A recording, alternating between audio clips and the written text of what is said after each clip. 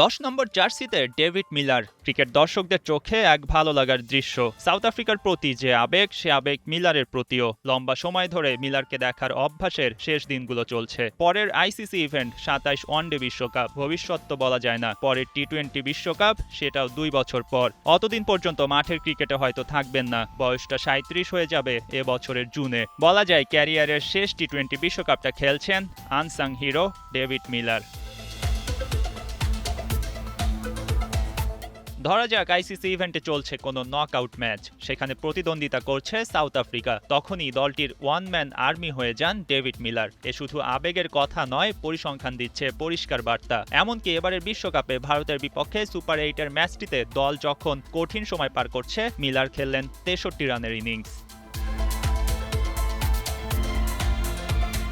Knockout ম্যাচে প্রোটিয়াদের one man army কেন Miller, এবার কাগজে কলমে সেই হিসাবটা করা যাক। 2013 আইসিসি চ্যাম্পিয়ন্স ট্রফির সেমিফাইনালে ইংল্যান্ডের বিপক্ষে 51 বলে 56 রানে অপরাজিত ছিলেন। 2014 টি-20 বিশ্বকাপের সেমিফাইনালে ভারতের বিপক্ষে 12 বলে 23 রানের ইনিংসেও ছিলেন অপরাজিত। 2015 ওয়ানডে বিশ্বকাপের সেমিফাইনাল, প্রতিপক্ষ নিউজিল্যান্ডের কাছে পরাজিত হওয়ার ম্যাচে 18 বলে 49 রান করেন। 2023 ওয়ানডে বিশ্বকাপের সেমিতে অস্ট্রেলিয়ার বিপক্ষে শতক হাঁকিয়ে বসেন, খেলেন 116 বলে 101 রানের ইনিংস।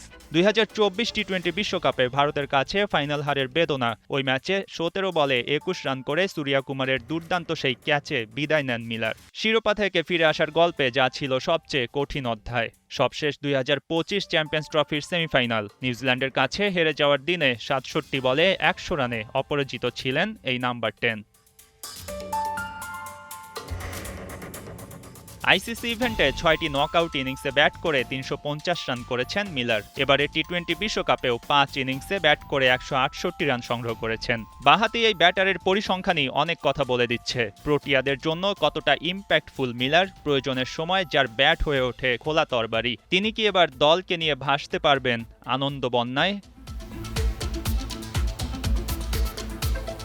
এবারে টি-20 বিশ্বকাপে এখন পর্যন্ত কোনো ম্যাচ হারেনি সাউথ আফ্রিকা, আর মাত্র 2 ধাপ পেরোলেই ছুঁয়ে দেখা যাবে ওই কাঙ্ক্ষিত ট্রফিটা, যে ট্রফির জন্য এত শ্রম, এত অনুশীলন আর মাঠে এত রানের ফুলছুরি। মিলারের ক্যারিয়ারের শেষ গানটা বেজে চলেছে, সময়ই বলে দেবে ওই গানে কোন সুর জায়গা পায়, আনন্দ নাকি বেদনার।